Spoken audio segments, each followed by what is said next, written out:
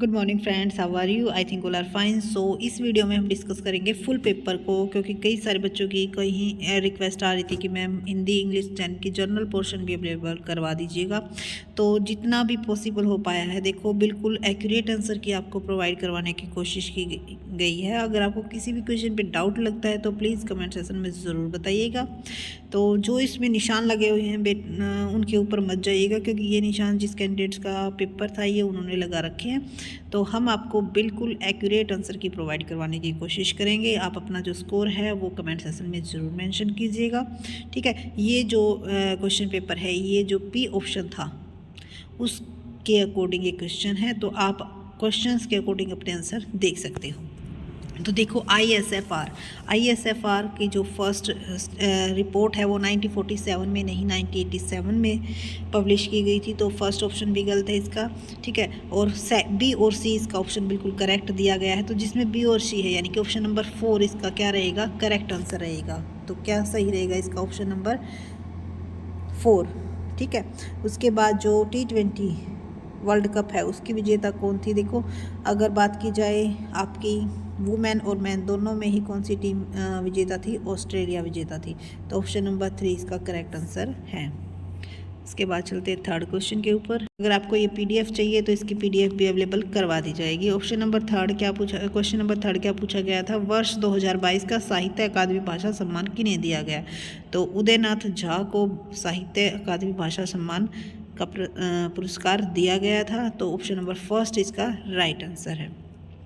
उसके बाद है what do we call the process through which bacteria and fungal enzyme degrade detrix into simpler inorganic substances. तो इसका answer आएगा option number 3 catabolism. उसके बाद question number 5th according to the national education policy 2020 by which year the gross enrollment ratio in higher education including vocational education is to be increased to 50%। तो देखो ये question ऐसा question था जो 2 बार पूछा गया था। एक बार जब आपके सब्जेक्ट्स में जो टीचिंग एप्टीट्यूड्स था उसमें ये पूछा गया था कि कितने % तक बढ़ाना है। तो अगर किसी बच्चे ने ध्यान से इस क्वेश्चन पेपर को पढ़ा होगा तो उन दोनों को ही आप अच्छे से कर पाओगे, क्योंकि उस क्वेश्चन में ये दिया गया था कि 2035 तक कितना टारगेट है। तो इसमें तो ईयर पूछ लिया गया और उसमें इस परसेंटेज को पूछ लिया गया और दोनों ईयर दिए गए थे, ठीक है। तो इसमें आंसर आएगा आपका ऑप्शन नंबर 4 2035। उसके बाद मिल्पा, रोका और लद्दाख ये क्या है? यह एक अलग अलग तरह की ये एग्रीकल्चर फील्ड में आती है, ठीक है। स्थानांतरित शिफ्टिंग कल्टीवेशंस के ये नाम हैं।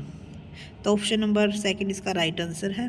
भारत और जो संयुक्त राज्य अमेरिका दोनों में द्विसदनीय विधानमंडल है, ये ठीक है। लेकिन दोनों में देखो आरक्षित सीटें एक समान नहीं होनी चाहिए, ठीक है।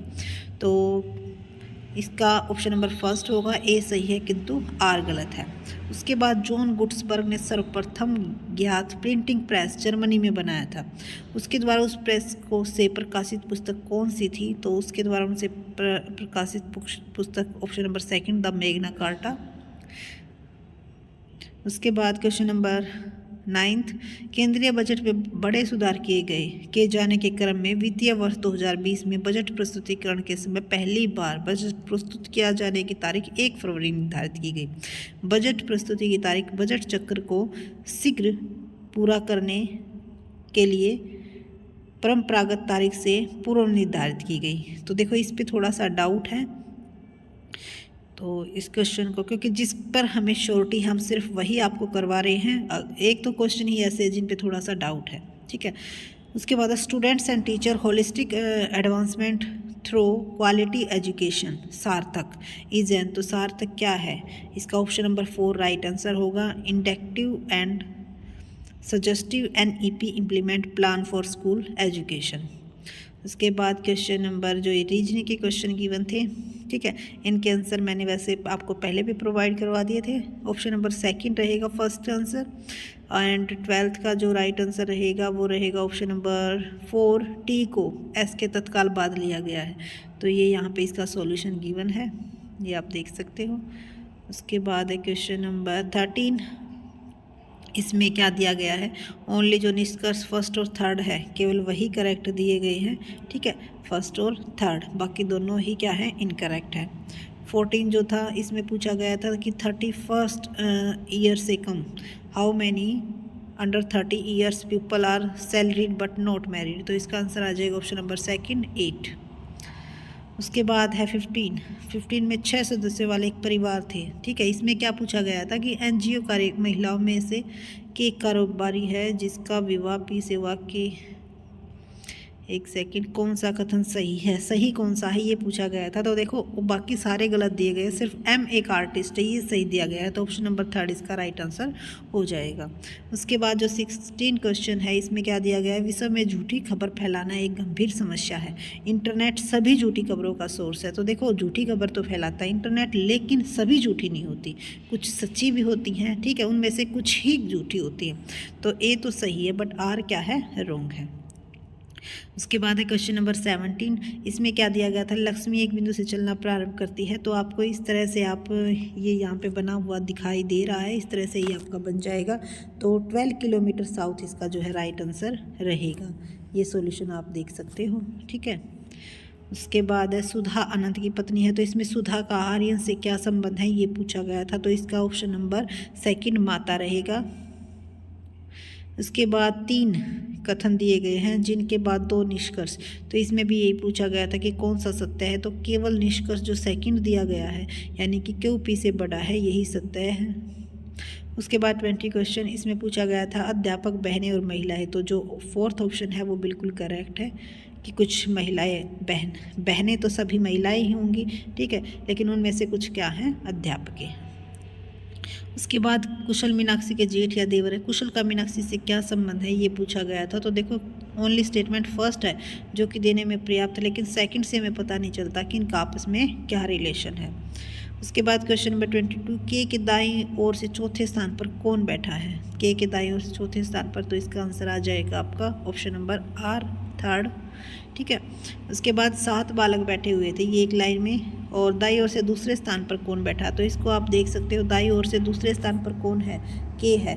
ये देखो इस बच्चे ने सॉल्यूशन भी कर रखा है, लेकिन वही बात है जल्दबाजी, इसी को बोलते हैं स्ट्रेस। देखो स्ट्रेस में इन्होंने सोचा एल के सेकंड में कौन बैठा और पी लगा दिया, बेचारे ने पूरा सॉल्व किया हुआ, लेकिन पूछा क्या गया था कि सेकंड कौन बैठा है, तो इसका आंसर आना चाहिए था ऑप्शन नंबर 3rd के।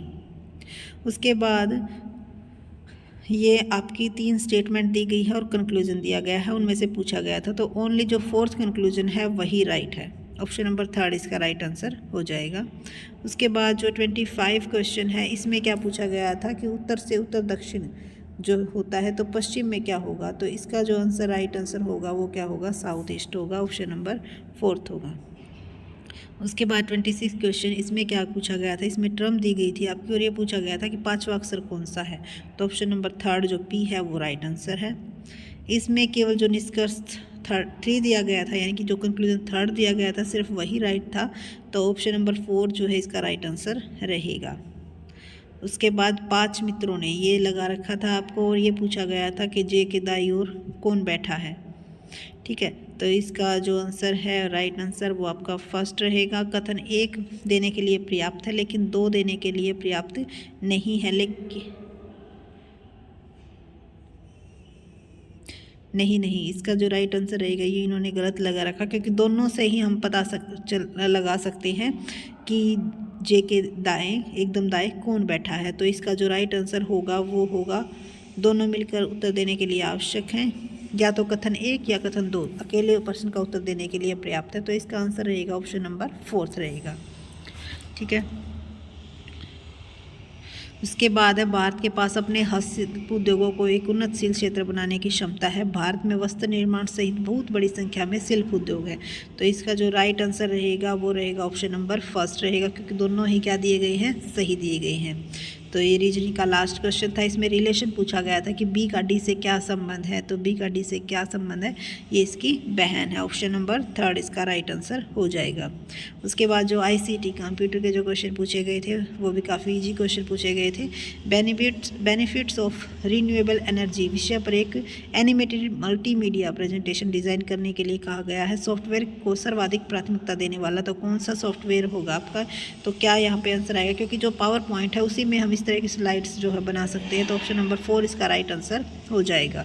उसके बाद यूपीएससी की फुल फॉर्म पूछी गई थी, तो यूपीएस की फुल फॉर्म क्या होती है? ऑप्शन नंबर 3 इसका जो है राइट आंसर है, अनइंटरप्टेबल पावर सप्लाई। उसके बाद इसका जो राइट आंसर होगा, जब हम एक ब्लूटूथ के माध्यम से कुछ फ़ोटो को भेजने के लिए स्मार्टफोन का यूज करते हैं 2 नेटवर्क से, तो इसका हो जाएगा आपका पैन पर्सनल एरिया नेटवर्क। ठीक है, ऑप्शन नंबर 3 इसका राइट आंसर है भाई। उसके बाद क्वेश्चन नंबर 34, निम्नलिखित में से कौन सा आईटी एक्ट 2000 के अंतर्गत एक साइबर अपराध नहीं है? तो ऑप्शन नंबर 1 इसका जो है राइट आंसर हो जाएगा। निम्नलिखित में से कौन सा हमारे सिस्टम में वायरस के आने का एक सोर्स है? तो इसका वायरस के आने का सोर्स नहीं है। तो देखो मैंने क्वेश्चन ही गलत पढ़ा। कई बार क्या होता है, ऐसा ही होता है, जब हम एग्जाम में बैठे होते हैं तो उस टाइम पे हमारा माइंड अलग ही होता है। कई बार क्वेश्चन गलत पढ़ने की वजह से भी हम आंसर गलत दे जाते हैं जो हमें आता होता है। ठीक है, तो ऑप्शन नंबर 4 इसका प्रिंट आउट आंसर आएगा, क्योंकि प्रिंट आउट से क्या नहीं होता, हमारे उसमें वायरस नहीं फैलती। तो इसीलिए कहते हैं कि भाई देखो ज़्यादा से ज़्यादा प्रैक्टिस किया करो, मॉक टेस्ट लिया करो, ताकि आपको पता चले कि भाई आप कहाँ कहाँ गलती कर सकते हो। क्वेश्चन को ध्यान से पढ़े, बिल्कुल पेशेंस के साथ। ठीक है, तो ऑप्शन नंबर 36 क्वेश्चन पे पहुँच चुके हैं। मैकेफी प्लस किसका एग्जाम्पल है? तो मैकेफी प्लस एक क्या है? कि एंटीवायरस। ऑप्शन नंबर 1 इसका आंसर हो जाएगा। उसके बाद माइक्रोसॉफ्ट के स्वामित्व वाली क्लाउड स्टोरेज सर्विस कौन सी है? तो इसका आंसर आएगा ऑप्शन नंबर 2 वन ड्राइव, जो कि माइक्रोसॉफ्ट ने बनाई थी। ऑप्शन नंबर 1 है। अधिकांश MS विंडोज़ एप्लीकेशन से कुछ सिलेक्टेड टेक्स्ट को कॉपी करने के लिए निम्नलिखित विकल्प में से सर्वाधिक लोकप्रिय शॉर्टकट की संयोजना करती हैं। तो कॉपी करते हैं तो Ctrl+C का यूज़ करते हैं। ठीक है, उसके बाद है ये पूछा गया था कि किस में इनपुट डिवाइस का ग्रुप दिया गया है? तो ऑप्शन नंबर जो आपका देखो इन्होंने क्या लगाया, मॉनिटर। मॉनिटर नहीं होता भाई, मॉनिटर तो आपका आउटपुट डिवाइस होता है, तो ये तो गलत हो गया। ठीक है, स्पीकर भी गलत हो गया आपका, प्रिंटर भी गलत हो गया। लेकिन जो ऑप्शन नंबर 4 दिया हुआ है जॉयस्टिक माइक्रोफोन स्कैनर, ये आपके इनपुट डिवाइस के ग्रुप है। उसके बाद है निम्नलिखित में से कौन सा ऑपरेटिंग सिस्टम है? तो ऑपरेटिंग सिस्टम विंडो हमारे क्या होता है, ऑपरेटिंग सिस्टम है। ठीक है, वर्ड आपका एप्लीकेशन सॉफ्टवेयर है, ये दोनों ही हमारे सर्च इंजन है। तो क्या हो जाएगा, ऑप्शन नंबर 4 इसका राइट आंसर हो जाएगा। उसके बाद टीचिंग एप्टीट्यूड की बारी आती है। Effective teaching by the large is a function of. तो देखो सबसे जो मेन हमें लगा वो क्या है कि एबिलिटी होनी चाहिए टीचर्स में। मेन तो यही है कि वो चीज़ स्टूडेंट्स को क्या कर सके, अपनी चीज़ जो समझाना चाहता है वो उसको समझा पाए। क्योंकि कितनी भी नॉलेज होगी वो सारी की सारी धरी की धरी रखी की रखी रह जाएगी अगर आप में ये एबिलिटी नहीं है कि आप टीचर्स को, आप बच्चों को किस तरह से आपको सिखाना है। ठीक है, उसके बाद जो 42 क्वेश्चन पूछा गया था, इसमें पूछा गया था कि पियाजे के प्रतिमान के आधार पर किस स्तर पर है। ठीक है, तो इसका जो आंसर रहेगा ऑप्शन नंबर 4 रहेगा, फॉर्मल ऑपरेशन स्टेज। उसके बाद which one of the following is not a characteristics of teacher centred approach. तो टीचर सेंटर्ड अप्रोच में कौन सी इनमें से करेक्ट नहीं है? तो देखो इसमें क्या दिया गया है, enough scope for discussion debate and available. जी नहीं, उसमें टीचर सेंटर्ड होगी तो टीचर ही अपनी बात को आगे रखेगा। ठीक है, उसमें क्या नहीं होगा, डिस्कशन नहीं होगी, कोई डिबेट नहीं होगा। तो ऑप्शन नंबर 3 ही क्या है, राइट है, क्योंकि ये कोई हमारी जो टीचर सेंटर्ड है उसकी कैरेक्टरिस्टिक्स नहीं है। उसके बाद है क्वेश्चन नंबर 44, यदि विद्यार्थी अपनी पढ़ाई में रुचि नहीं ले रहे हैं तो शिक्षक को क्या चाहिए? शिक्षक को यही चाहिए कि भाई क्यों नहीं ले रहे हैं, उनके कारणों का पता लगाकर सुधारात्मक कार्रवाई करनी चाहिए। ऑप्शन नंबर 4 इसका राइट आंसर हो जाएगा। उसके बाद अधिगम प्रक्रिया में सूचना और प्रेक्षण प्रौद्योगिकी के समन्वय में एश्योर प्रतिमान के अवयव।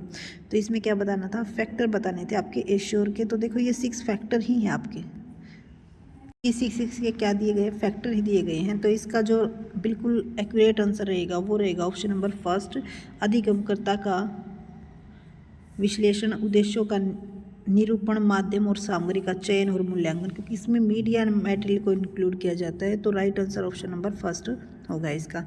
खोज विधि के कौन सा लाभ नहीं होता है? What is not an advantage of discovery method. तो डिस्कवरी मेथड्स की कौन सी एडवांटेज नहीं है? यह विधि छोटी कक्षाओं के लिए उपयोगी है। ये बिल्कुल गलत दिया गया, क्योंकि छोटी कक्षा के बच्चों को उनको नहीं पता कि किस तरह से डिस्कवरी करनी है, किस तरह से नई नई खोजें, मतलब उनके बारे में क्योंकि वो डीपली नहीं सोच पाते। तो ऑप्शन नंबर जो 1 रहेगा वो इसका बिल्कुल सही आंसर रहेगा। तो ये इसका बेनिफिट नहीं है। ठीक है, बाकी तीनों के तीनों करेक्ट आंसर दिए गए हैं। उसके बाद निम्न में से कौन सा अधिगम के आंकलन का उदाहरण नहीं है? तो देखो एनुअल एग्जामिनेशन, आपका scholarship examination and assessment of homework, NCLT record. तो जो ऑप्शन नंबर 4 है ये इसका राइट आंसर होगा, क्योंकि इसमें आंकलन नहीं किया जा रहा है, ठीक है, सिखाने के लिए। उसके बाद किशोरों में कौन सी विशेषता नहीं पाई जाती, इसके लिए देखो इनमें थोड़ा सा डाउट है, एक मिनट, क्योंकि जो एक कहीं हमने वैसे तो इसका ऑप्शन नंबर 4 भी हो सकता है और ऑप्शन नंबर जो 3 है वो भी हो सकता है, ठीक है। इन दोनों में थोड़ा सा डाउट सा है भाई आप, और आप बाकी जो ओरिजिनल आंसर की आएगी उसमें पता चल जाएगा, ठीक है। किशोरों में कौन सी विशेषता नहीं पाई जाती, तो किशोरों में सामाजिक बुराई व अन्याय के प्रति विशेष रूप से दोष, देखो ये तीनों के तीनों पाई जाती है, लेकिन जो 4th ऑप्शन है वो बिल्कुल करेक्ट आंसर है। विद्यार्थियों के द्वारा ज्ञान की संरचना कराने में शिक्षक की कौन सी भूमिका नहीं होनी चाहिए, तो इसका आंसर आएगा, देखो इसमें क्या दिया गया, इसमें डायरेक्ट जो इन नेगेटिव है बात, डिस्करेज नहीं करता, इनकरेज करता है, तो ऑप्शन नंबर 4 इसका क्या हो जाएगा, राइट आंसर हो जाएगा। निम्नलिखित में से कौन सी एक इकाई प्रेषण से संबंधित नहीं है, तो कौन सी संबंधित नहीं है, इसका आंसर जो रहेगा आपका ऑप्शन नंबर 1 रहेगा, स्टैंडर्डाइज अचीवमेंट टेस्ट। उसके बाद हमारे कॉमर्स सब्जेक्ट के स्टार्ट हो जाते हैं। निम्नलिखित में से व्यावसायिक विशेषता कौन सी नहीं है, तो सर्टेनिटी ऑफ रिटर्न आ जाएगा इसका। एंड निम्नलिखित में से कौन सी एकल स्वामित्व की सीमा नहीं है, इसका आंसर आ जाएगा option number 1 direct incentive. Which of the following is A limitation of cooperative society, तो इसका जो राइट आंसर रहेगा वो रहेगा ऑप्शन नंबर 4 गवर्नमेंट कंट्रोल। उसके बाद है 54 व्यवसाय में सामाजिक उत्तरदायित्व के विरुद्ध दिया जाने वाला एक मुख्य तर्क, तो कौन सा है इसका ऑप्शन नंबर 3 कंज्यूमर पर बर्डन, ठीक है, कि बर्डन होता है कंज्यूमर पर, इसीलिए क्या कहते हैं कि भी कॉर्पोरेट सोशल रिस्पॉन्सिबिलिटी जो टैक्स है वो नहीं लगाना चाहिए, क्योंकि इससे कंज्यूमर क्योंकि कंपनी अपने आप से तो देगी नहीं, वो क्या करती है इसका बर्डन कंज्यूमर पर डाल देती है डायरेक्टली। उसके बाद निम्न में से कौन सा बीमा का सिद्धांत नहीं है, तो देखो ये तीनों ही आपने पढ़े होंगे, लेकिन कभी भी आपने असिस्ट इन कैपिटल फॉर्मेशन ये नहीं पढ़ा होगा, ठीक है, तो इसका राइट आंसर रहेगा ऑप्शन नंबर 3 रहेगा। निम्नलिखित में से बीमा कौन सा कार्य नहीं है, तो इसका प्रोवाइड फाइनेंस का काम नहीं होता है, ऑप्शन नंबर 4 इसका करेक्ट आंसर है। देखो किसी भी क्वेश्चन पर अगर आपको डाउट लगे तो आप कमेंट में ज़रूर बताइएगा, वैसे कोशिश की गई है कि कोई भी क्वेश्चन का आंसर गलत ना बताया जाए। उसके बाद है वित्त के एक अच्छे सोर्स के कुछ गुण बताइए, तो कौन से गुण होते हैं, ये गुण दिए गए हैं और ये पूछा गया है कि ये कौन सा सोर्स है, तो इसका आंसर आएगा ट्रेड क्रेडिट। उसके बाद कौन सा प्रपत्र कंपनी गतिविधियों के क्षेत्र को परिभाषित करता है, तो मेमोरेंडम ऑफ एसोसिएशन है जो कंपनी के क्षेत्र को बताता है, किसी के अंदर रहकर कंपनी को क्या करना है, काम करना है। उसके बाद है span of control. Span of control का मतलब क्या होता है कि एक व्यक्ति के अंदर कितने काम कर सकते हैं, तो इसका ऑप्शन नंबर जो 2 है वो बिल्कुल राइट दिया गया है। उसके बाद एक कंपनी ने कंपनी सचिव की नियुक्ति की, तो देखो कंपनी सचिव यानी कि सेक्रेटरी को अगर आप अपॉइंट करते हो तो कौन करता है उसको, बोर्ड ऑफ डायरेक्ट करता है, ऑप्शन नंबर 4 इसका राइट आंसर हो जाएगा। उसके बाद क्वेश्चन नंबर 61 एक सरकारी कंपनी में सरकार द्वारा धारित अंश पूंजी कुल पूंजी के कितने से कम नहीं होने चाहिए, तो देखो 51% का शेयर जरूर होना चाहिए, उससे कम नहीं होने चाहिए, ठीक है, उसी को हम क्या कहेंगे, गवर्नमेंट कंपनी कहेंगे, तो ऑप्शन नंबर 2 इसका राइट आंसर है। उसके बाद 62 अभिप्रेरणा का आवश्यकता की क्रमबद्धता सिद्धांत प्रतिपादित किसने किया था, तो ये मैस्लो ने किया था। तो देखो इस क्वेश्चन पेपर के आंसर के साथ आपको ये बेनिफिट भी रहेगा क्योंकि बहुत सारे क्वेश्चन हैं जो बार बार रिपीट होते रहते हैं, तो ध्यान से जरूर पढ़िएगा हर एक क्वेश्चन को। डाउट होता है तो कमेंट में बताइएगा, ठीक है। द एग्रीमेंट ऑफ पार्टनरशिप, तो एग्रीमेंट है जो पार्टनरशिप का वो ओरल भी हो सकता है और राइटिंग में भी हो सकता है। उसके बाद एक कंपनी की 2 वार्षिक साधारण सभाओं के बीच कितने से ज़्यादा का अंतर नहीं होना चाहिए, तो 15 महीने से ज़्यादा का अंतर नहीं होना चाहिए। उसके बाद जो 65 क्वेश्चन है वो उसमें क्या पूछा गया है, वैज्ञानिक प्रबंध के अंतर्गत किए गए अध्ययनों का एक प्रकार कौन सा नहीं है, तो देखो जो हमारा साइंटिफिक मैनेजमेंट था किसने दिया था, F.W. टेलर ने दिया था, उसमें टाइम स्टडी भी था, मेथड स्टडी भी था, मोशन स्टडी भी था, बट रिसर्च स्टडी उसमें कहीं पे नहीं था, ऑप्शन नंबर 4 इसका राइट आंसर हो जाएगा। उसके बाद है director of a public company are elected by, तो डायरेक्टर पब्लिक कंपनी के डायरेक्टर को कौन इलेक्टेड करती है, शेयर होल्डर इलेक्ट करते हैं, ऑप्शन नंबर 3 इसका राइट आंसर हो जाएगा। उसके बाद 67 एक सार्वजनिक कंपनी के सदस्यों की न्यूनतम संख्या इसका जो राइट आंसर होगा ऑप्शन नंबर 3 यानी कि 7 होगा, क्योंकि पब्लिक कंपनी में मेंबर्स की न्यूनतम संख्या जो है वो कितनी होती है, 7 होती है। तो 68 क्वेश्चन पे पहुंच चुके हैं। Grape wine is associated with, तो ग्रेप वाइन किसका पार्ट होती है, इनफॉर्मल कम्युनिकेशन का। तो ऑप्शन नंबर 4 इसका राइट आंसर हो जाएगा। The first stock exchange was setup in Asia, तो फर्स्ट स्टॉक एक्सचेंज जो था वो मुंबई में सेटअप किया गया था, ठीक है, जिसका नाम क्या था, बॉम्बे स्टॉक एक्सचेंज। उसके बाद how many minimum number of meeting of board of director are required to be held by public company during any financial year, किसी वित्तीय वर्ष के दौरान एक सार्वजनिक कंपनी के द्वारा संचालक मंडल की न्यूनतम कितनी सभाएं बुलाई जाने की आवश्यकता है। तो कितनी सभाएं बुलाई जानी चाहिए, तो इसका आंसर आएगा जी ऑप्शन नंबर 4, ठीक है। ऑप्शन नंबर 3 का जो है फोर्थ, ठीक, तो फोर्थ जो है 4 जरूरी है मीटिंग करवानी, minimum number of requirement. The world bank began its operation, तो वर्ल्ड बैंक ने ऑपरेशन कब स्टार्ट किया था, जून 1946 में। ऑप्शन नंबर 2 इसका राइट आंसर हो जाएगा। तो ये है 72। व्यवसायिक वित्त का कौन सा सोर्स कर के राहत, क्या लिख रखा है, कर में राहत प्रदत्त करवाता है, यानी कि किस में हमें टैक्स में छूट मिलती है, तो डिबेंचर इसका राइट आंसर हो जाएगा, क्योंकि जो डिबेंचर होता है, डिबेंचर्स, उसके ऊपर हमें इंटरेस्ट पर टैक्स की क्या मिलती है, छूट मिलती है। The interest monetary fund commenced operation in Washington, तो इंटरनेशनल मॉनिटरी फंड की अगर बात की जाए तो उन्होंने कब काम स्टार्ट किया था, 1 मार्च 1947 में। तो फर्स्ट ऑप्शन इसका राइट आंसर हो जाएगा, ठीक है। उसके बाद है minimum amount that can be remitted through RTGS, तो आरटीजीएस में कितने की छूट मिलती है, 2 लाख तक की छूट मिलती है। उसके बाद है 75, which of the following is the oldest form of organise public sector enterprise, तो इसका आंसर क्या आ जाएगा, डिपार्टमेंटल अंडरटेकिंग आ जाएगा। और अगर बात की जाए सभी में की जाए तो सोल प्रोप्राइटर आ जाएगा, ठीक है। ओनली पब्लिक सेक्टर की बात की जाए तो डिपार्टमेंटल अंडरटेकिंग, और सभी इंटरप्राइजेज में यानी कि पब्लिक और प्राइवेट मिक्स करके बात की जाए तो सोल प्रोप्राइटर आ जाएगा, एकाधिकार जिसको हम बोलते, एकल स्वामित्व वाली जो होती हैं, ठीक है। तो उसके बाद चलते हैं नेक्स्ट क्वेश्चन। तो ये है हमारा 76 question. Functional foremanship is developed by, तो फंक्शनल फॉर्मेनशिप की अगर बात की जाए तो किसके द्वारा डेवलप की गई थी, FW टेलर के द्वारा। एक कमर्शियल पेपर जिसकी मैक्सिमम लिमिट कितनी होती है, तो मैक्सिमम इसकी लिमिट कितनी होती है कमर्शियल पेपर की, तो देखो मैक्सिमम लिमिट जो भी मॉनिटरी टर्म्स के अंदर आते हैं लगभग कितनी होती है, 12 मंथ्स होती है।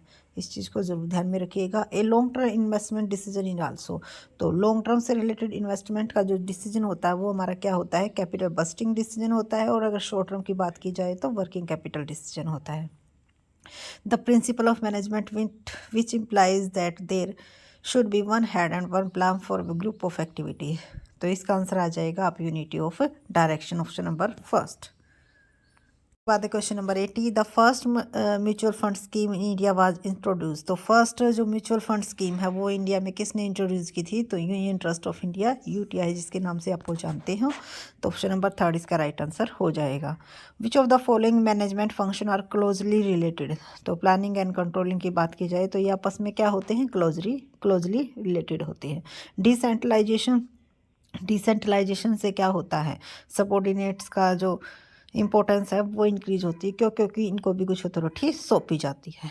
तो long term loan is borrowed at 10% and tax rate is 30%, the cost of that, तो देखो लॉन्ग टर्म लोन कितना है, 10% है और टैक्स रेट 30% है। इसमें इट मीन्स इनको क्या मिलेगी, 10 का 30% यानी कि 3 रुपये की यहाँ पर इनको रिलैक्सेशन मिलेगी। क्यों, क्योंकि इनके ऊपर इंटरेस्ट नहीं लगता है, सॉरी टैक्स नहीं लगता है। तो कॉस्ट ऑफ डेप्ट क्या हो जाएगी, 7% हो जाएगी। इस चीज़ का ज़रूर ध्यान में रखिएगा। ऑप्शन नंबर 2 इसका राइट आंसर हो जाएगा।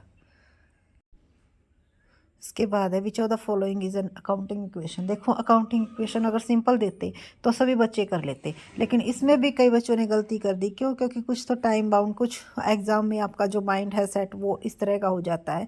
तो देखो आप लिख के देख सकते हो, इसको एसेट्स क्या होती है, लाइबिलिटी प्लस कैपिटल, तो लाइबिलिटी को अगर ये साइड में लेके आएंगे तो एसेट्स माइनस कैपिटल, 4 इसका राइट आंसर हो जाएगा। उसके बाद है 85, status come under which type of barrier of communication, तो कम्युनिकेशन के अंदर कौन सी बैरियर स्टेटस के अंदर आती है, तो इसका आंसर हो जाएगा ऑर्गेनाइजेशनल बैरियर, क्योंकि ये आपकी ऑर्गेनाइजेशन से रिलेटेड होती है। उसके बाद है 86 question, first of all double entry system of accounting was introduced, तो डबल एंट्री सिस्टम को किसने इंट्रोड्यूस किया था, 4 इसका राइट आंसर हो जाएगा इटली, इटली में अगर नाम पूछा जाए तो पेशियोली, ठीक है।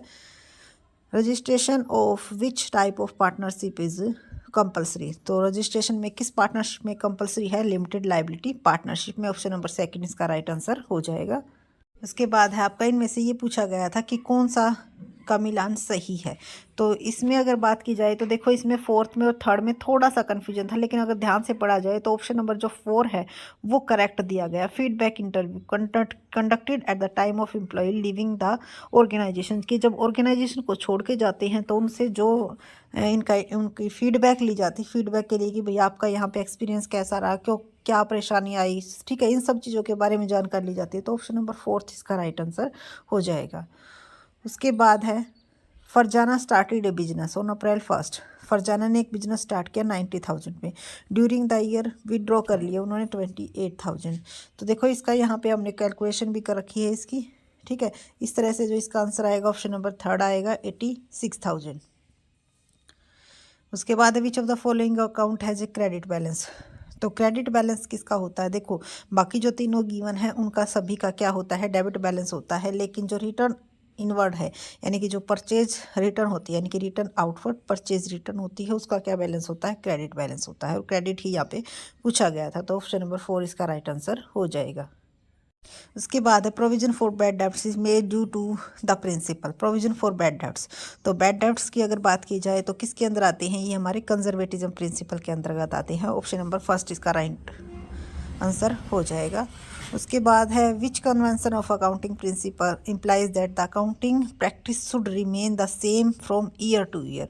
तो ईयर टू ईयर सेम क्या रहता है, उसको क्या बोलते हैं, कंसिस्टेंसी। क्योंकि कंसिस्टेंसी का प्रिंसिपल हमारा क्या कहता है कि अगर हमने एक किसी मेथड को यूज़ करते हैं, यानी कि अगर डेप्रिसिएशन का लिया जाए, अगर हम डेप्रिसिएशन में स्ट्रेट लाइन मेथड को यूज़ कर रहे हैं तो नेक्स्ट ईयर भी हमें उसी को करना चाहिए, जब तक कि ये ना हो कि अगर नेक्स्ट मेथड को यूज़ करते हैं तो उसका बेनिफिट ज़्यादा है। यानी कि चेंज कर सकते हैं, लेकिन कुछ सिचुएशन में जब हम चेंज करने से हमें कुछ बेनिफिट होता है, ठीक है, तो उसको हम कहते हैं कंसिस्टेंसी।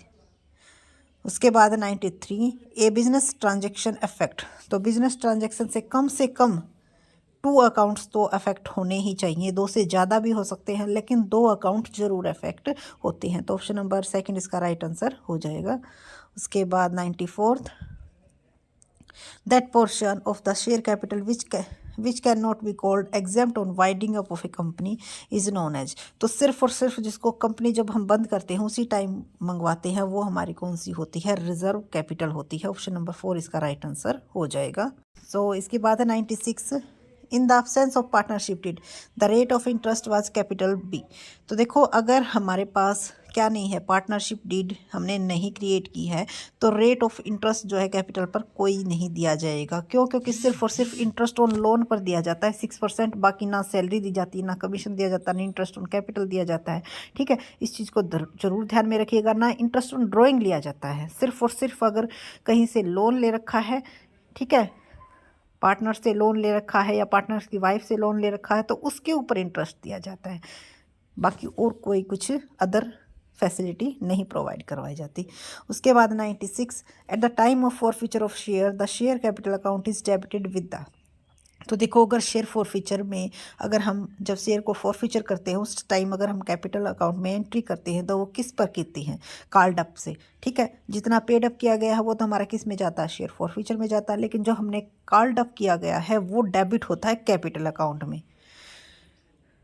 ऑप्शन नंबर 3 इसका राइट आंसर हो जाएगा। उसके बाद security premium reserve, security premium को रिजर्व को हम किस टाइम यूज़ कर सकते हैं, या तो कोई हमें कैपिटल लॉस हुआ है उसको पूरा करने के लिए, या फिर बोनस शेयर्स को इशू करने के लिए, या प्रीलिमिनरी एक्सपेंसेस है उनको राइट ऑफ करने के लिए। लेकिन ये तीनों जो चीज़ें दी गई हैं इनके लिए हम उसको यूज़ नहीं कर सकते, तो ऑप्शन नंबर 1 ही इसका क्या होगा, राइट आंसर होगा।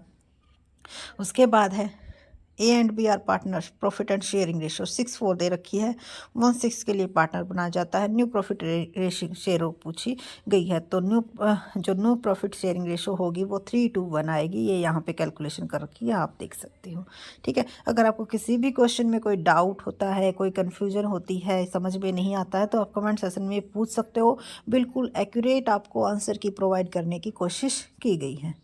ताकि जो बच्चों की प्रॉब्लम थी कि मैम क्वेश्चन पूरा नहीं मिल रहा, क्वेश्चन पूरा नहीं मिल रहा, इसीलिए हमने पूरे 150 क्वेश्चन हम आपको इसमें प्रोवाइड करवाएंगे।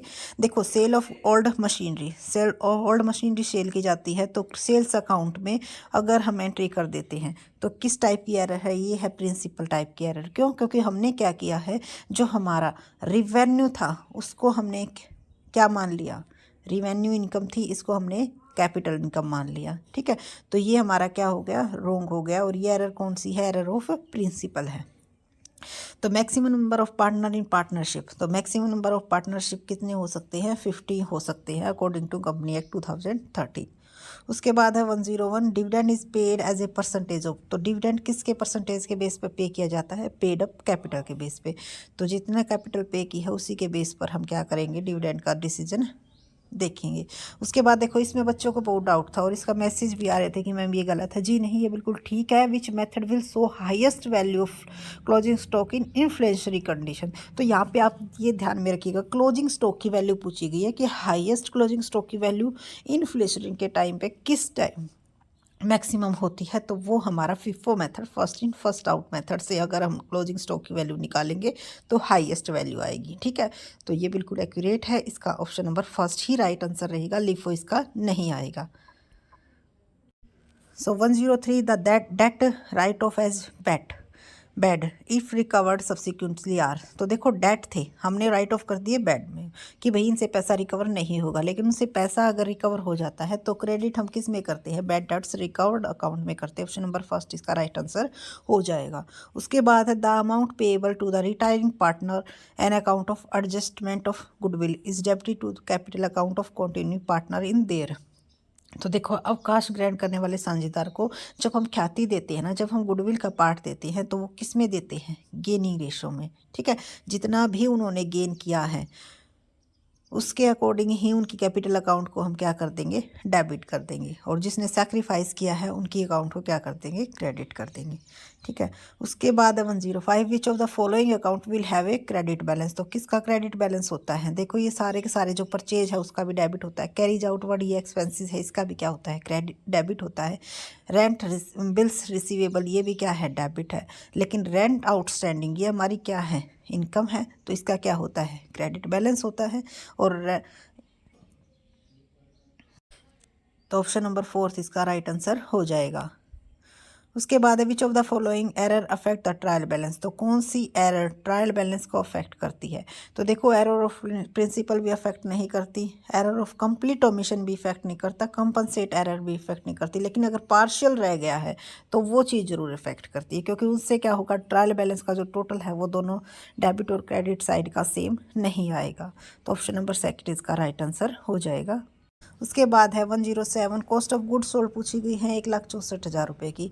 ठीक है, ओपनिंग स्टॉक दिया गया है, क्लोजिंग स्टॉक दिया गया है, तो ओपनिंग स्टॉक को माइनस कर देंगे, क्लोजिंग स्टॉक को प्लस कर देंगे, तो हमारा जो आंसर आएगा 1,61,800 रुपये आएगा। ठीक है, या फिर आप इसे और भी इजी वे में कर सकते थे, क्योंकि इन दोनों का डिफरेंस कितना है, इन दोनों का डिफरेंस 400 रुपये का आता है। ठीक है, तो 400 रुपये डायरेक्ट इसमें ऐड करके आप इसका आंसर निकाल सकते थे। उसके बाद है additional capital broth in by the proprietor is an example of, देखो एडिशनल कैपिटल लेके आता है तो उनसे क्या होता है, एक तो हमारी लाइबिलिटी इंक्रीज होती है, क्यों, क्योंकि दोनों साइड इफेक्ट हमें देखना है, तो एक तो हमारी लाइबिलिटी इंक्रीज होगी और एक हमारी एसेट्स भी इंक्रीज होगी इसके साथ, क्यों, क्योंकि हमारा कैश बढ़ जाएगा। तो ऑप्शन नंबर 4 इसका राइट आंसर होगा।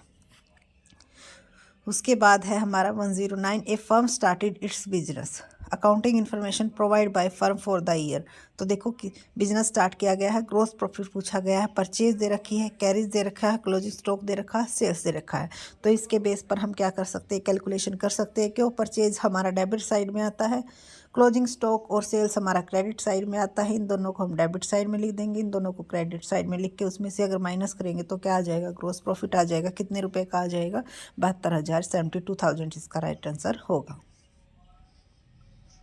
के बाद है क्वेश्चन 110, इसमें क्या दी गई थी, राजू जगबीर और देवेंद्र की रेशो दी गई थी। ठीक है, और देवेंद्र रिटायर, देवेंद्र क्या हो जाता है, सॉरी एक मिनट, देवेंद्र क्या हो जाता है, रिटायर हो जाता है। It was decided to value of goodwill on the basis of 3 year purchase of average profit of the 5 year. तो देखो जो एवरेज प्रॉफिट गिवन है 5 ईयर का एवरेज प्रॉफिट दे रखा है, और हमें क्या कैलकुलेशन करनी है, गुडविल की कैलकुलेशन करने के बाद देवेंद्र का शेयर निकालना है। तो देखो 5 ईयर के प्रॉफिट को ऐड करके हम क्या करेंगे, एवरेज प्रॉफिट निकाल लेंगे। कितना आ जाएगा हमारा, 55,200 आ जाएगा। अगर उसको, क्योंकि 3 ईयर के परचेज पे इन्होंने दिया गया है, तो 3 ईयर के परचेज से उसको मल्टीप्लाई करेंगे तो कितनी अमाउंट आएगा, 1,65,600। लेकिन इसमें क्या पूछा गया था, देवेंद्र का शेयर। ये हमारी टोटल गुडविल का आ गया, तो देवेंद्र का शेयर इसमें से निकाल लेंगे तो हमारा कितना आंसर आ जाएगा, हमारा आंसर ऑप्शन नंबर फर्स्ट आ जाएगा 41,400। उसके बाद है Shekhar draw a bill on Vijay. देखो एक शेखर ने एक बिल ड्रॉ किया है, तो इसमें भी बच्चों ने थोड़ी सी गलती कर दी। क्यों, क्योंकि अगर देखो डिसऑनर हो जाता है तो शेखर किसके लिए लाइबल होता है, शेखर सिर्फ और सिर्फ उस अमाउंट के लिए लाइबल होता है जिसके लिए उसको बिल को ड्रा किया गया था, या फिर अगर नोटिंग चार्जेस वगैरह लगते हैं उसके लिए लाइबल होता है, लेकिन डिस्काउंट के लिए लाइबल नहीं होता है। तो इसमें नोटिंग चार्जिंग वगैरह तो कुछ लगे नहीं है, तो कितने के लिए लाइबल होगा, 40,000 के लिए। ऑप्शन नंबर सेकेंड इसका राइट आंसर होगा। उसके बाद है, इसमें क्या दिया गया था, इसमें दी गई थी आपकी शेयरिंग रेशो दी हुई थी, एक्स कैपिटल दे रखी थी, वाई की कैपिटल दे रखी थी, रिवेल्वेशन लॉस दे रखा था, जनरल रिजर्व दे रखा था, और जेड एडमिट होता है 1/5 के लिए। तो देखो 1/5 के लिए जेड एडमिट होता है, तो हम सबसे पहले क्या देखेंगे, कैपिटल देखेंगे। रिवेल्वेशन लॉस है जो, उसको P&L ratio, profit and loss ratio है जो, उसके बेस पे डिवाइड करके क्या कर देंगे, माइनस कर देंगे। ठीक है, उसके बाद जो जनरल रिजर्व है, इनको इसको भी किस में डिस्ट्रीब्यूट करना है, प्रॉफिट एंड लॉस में। ये ऐड होगा, ये लेस होगा, या फिर इन टोटल करके हम क्या कर सकते हैं इसको, क्योंकि ये लॉस है ये प्रॉफिट है, तो लेस करके कितने का डिफरेंस आ गया, 10,000 रुपये का आ गया। 10,000 रुपये को किस किस में डिस्ट्रीब्यूट करना है, दोनों में। तो 6,000 का इसको प्रॉफिट हो गया और 4,000 रुपये का इसको प्रॉफिट हो गया। ठीक है, इस तरह भी कर सकते थे। तो 6 और 30 90, और 10 का प्रॉफिट है, ये कितना रुपए हो गया, 80,000 हो गया। 80,000 की हमने क्या निकालनी थी, तो हमारी जो 25,000 रुपये आएगी वो जेड को लेके आनी पड़ेगी। ठीक है, क्योंकि 80,000 वैल्यू कितने की है, 4 की है, और हमें चाहिए कितना, 1 पार्ट, तो 1 पार्ट हमारा आ जाएगा। ऑप्शन नंबर इसका जो 4th है वो राइट आंसर इसका होगा।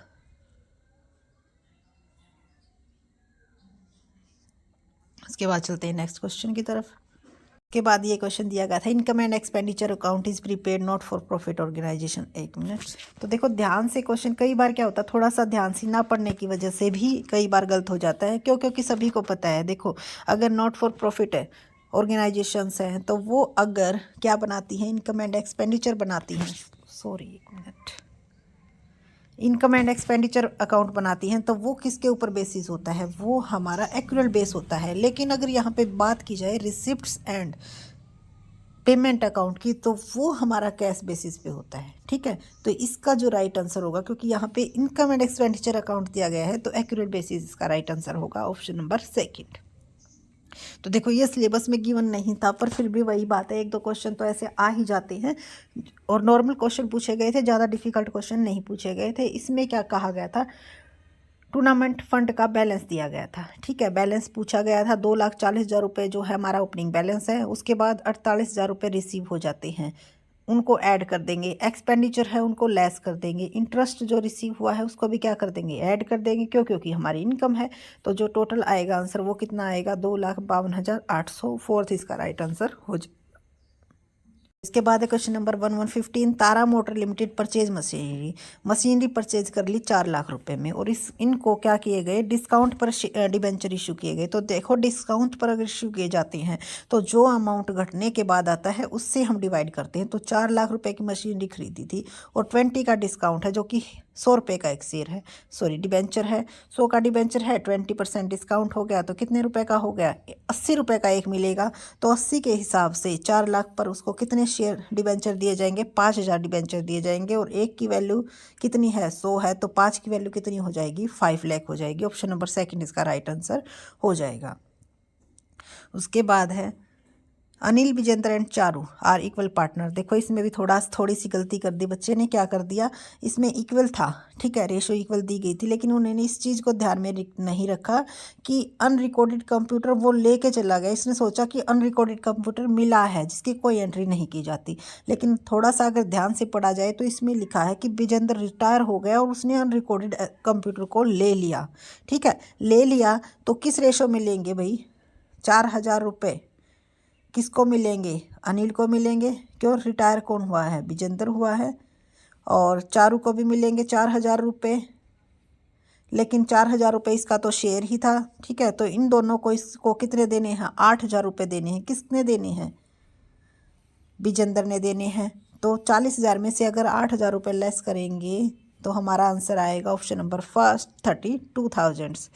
तो जो भी क्वेश्चंस मिस्टेक हुए हैं थोड़ी सी, सिर्फ और सिर्फ जल्दबाजी की वजह से, स्ट्रेस की वजह से, इसी वजह से गलत हुए हैं, वरना क्वेश्चंस काफ़ी आपके अच्छे इजी और जो आपका सिलेबस था उसके अकॉर्डिंग ही आए हुए थे। ठीक है, उसके बाद है ये क्वेश्चन, इसमें क्या दिया गया है, creditor are 50,000 in balance sheet of a partnership firm, credit worth 10,000 agree to accept an unrecorded assets, 8,000 in full settlement and remaining creditor agree to accept 5% less amount, calculate the amount will be paid to creditor at the time of dissolution of the firm. तो ये पूछा गया है कि creditors की जो full settlement की गई, यानी कि जो 10,000 रुपये की, तो वो तो यहाँ पे कर दी गई, 50,000 में से कितने बच गए, 40,000 बच गए। 40,000 में से 5% कम करके की गई, तो 5% इसका कितना होता है, 2,000 रुपये, यानी कि 38,000 रुपये में बाकी की क्या कर दी गई, सेटलमेंट कर दी गई। तो ऑप्शन नंबर थर्ड इसका राइट आंसर हो जाएगा। थोड़ा सा समझने का था भाई, क्यों, क्योंकि इसमें क्या दी गई थी, रेशो नहीं दी गई थी, बल्कि रेशो पूछ ली गई थी। बाकी में क्या देता है, रेशो देता है और ये पूछ लिया जाता है कि कितना कितना डिवाइड होगा, लेकिन इसमें क्या दे दिया गया, अमाउंट दे दिया गया। तो अगर इसको आप इनडायरेक्टली वे में निकालोगे तो देखो 3:1 दिया गया है, अगर इन दोनों की आप रेशो निकालोगे तो कितनी आएगी, 8, सॉरी 1 मिनट,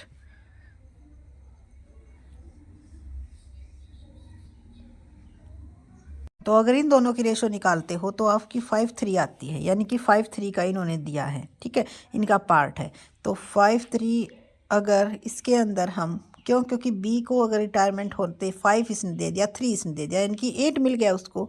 तो जो रेशो अगर हम इसमें ऐड करके निकालेंगे तो जो डिफरेंस है हमारा वो आ जाएगा, और ऑप्शन नंबर सेकंड इसका राइट आंसर होगा। 17 और 7 हमारी रेशो आ जाएगी। ये क्या थी हमारी न्यू रेशो।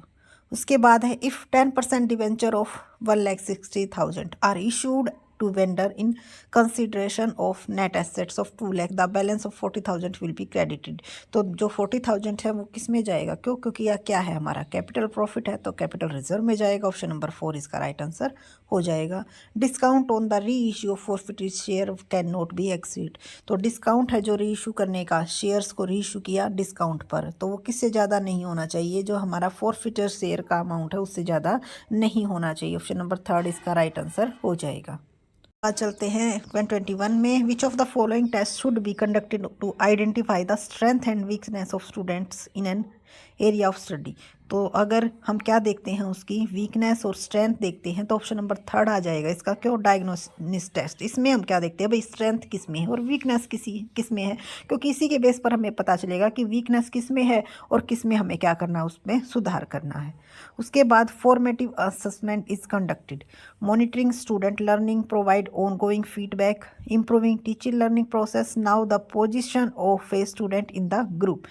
तो जो हमारा फॉर्मेटिव असेसमेंट होता है वो किस लिए होता है, ग्रुप में इसकी वो नहीं देखी जाती, हमें पोजीशन क्या है, तो फर्स्ट सेकंड थर्ड जो इसका है वो राइट आंसर होगा, यानी कि ऑप्शन नंबर फर्स्ट इसका राइट आंसर हो जाएगा। उसके बाद 123, इसमें AMRS यानी कि एकलव्य मॉडल स्कूल्स में किन को पढ़ाया जाता है, सिर्फ और सिर्फ ST स्टूडेंट्स को पढ़ाया जाता है, तो ST student in remote area, option number second इसका राइट आंसर हो जाएगा।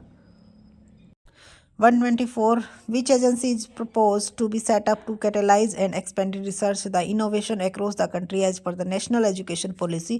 तो इसका जो राइट आंसर होगा वो क्या होगा, option number first, national research foundation. उसके बाद है, split half method is used for determining which of the following characteristics of a test. तो इसका जो आंसर आएगा भाई वो आएगा रिलायबिलिटी, क्योंकि रिलायबिलिटी का यूज़ किया जाता है किसमें, स्प्लिट हाफ मेथड्स में। उसके बाद क्वेश्चन नंबर 126, राष्ट्रीय शिक्षा नीति 1986 में परिकल्पित ऑपरेशन ब्लैक बोर्ड नामक अभियान में क्या समाविष्ट था, क्या इंक्लूड था। तो देखो इसमें प्राइमरी बेस पर अनिवार्य सुविधाएं उपलब्ध करवाना, यानी कि ऑप्शन नंबर 3 इसका राइट आंसर हो जाएगा। बाद है 127, as per recommendation of national education policy how much percentage of GDP is to be invested in education sector of the country. तो 6% जो है इसका राइट आंसर होगा। उसके बाद है राष्ट्रीय शिक्षा नीति 2020 का लक्ष्य 2035 तक। देखो ये क्वेश्चन जो स्टार्टिंग में भी पूछा गया था उसमें क्या है, ईयर पूछा गया था और इसमें परसेंटेज पूछी गई है। तो अगर आपने क्वेश्चन ध्यान से पढ़ा होता तो आप इसका राइट आंसर दे पाते। क्यों? क्योंकि वहाँ पे 2000 ये पूछा गया कि लक्ष्य को कब तक कंप्लीट कर लिया जाता है और इसमें परसेंटेज पूछ ली गई, तो 60% इसका राइट आंसर होगा।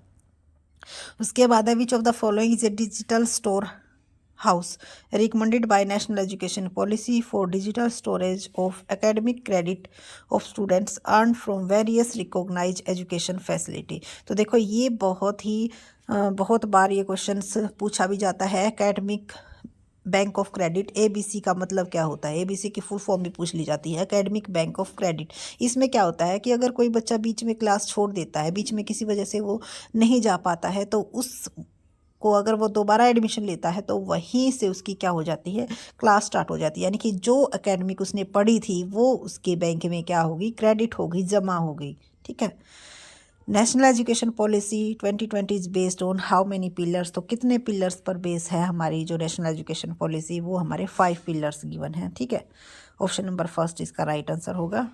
इंग्लिश हिंदी के भी कर लेते हैं। ठीक है। इसमें क्या गिवन था, इसमें ये गिवन था कि भाई his attitude vex are some time.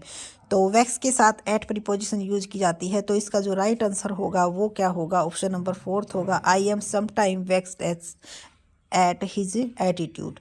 उसके बाद the train was about to leave the station when he, तो इसमें आ जाएगा हमारा ऑप्शन नंबर 3 रीच्ड।